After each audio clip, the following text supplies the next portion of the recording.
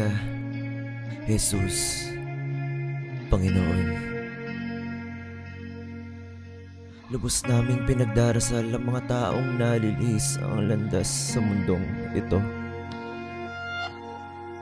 Sa mundong napakarahas, napakabigat at napakaraming dinadala,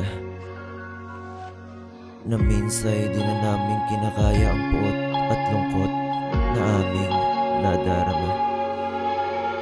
Dasal lamang ang tanging paraan upang kami ay marinig at humingi ng saklolong aming inaasam, na sa oras ng dilim kung saan hindi na namin alam kung saan tatakbo at kung saan nga ba kami tutungo.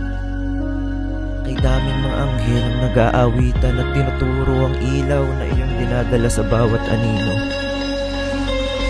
Tangi-tangi naming dalangin ng Panginoon ay gabayan mo kami sa pang-araw-araw namin na desisyon. Kung nakakatulong pa nga ba ang aming mga sinasabit ginagawa sa aming kapwa o tuluyan na nga bang nakakaperwisyo.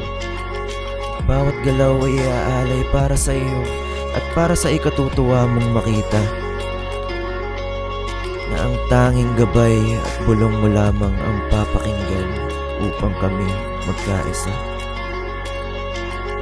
Dito na nagtatapos ang aking sinulat na dalangin. Tuloy-tuloy na sana ang pagbabago ng bawat puso ng tao upang kasamaan ay basagin. Tulungan ng bawat taong nangangailangan at pagkakaisa ay muli nating buhayin.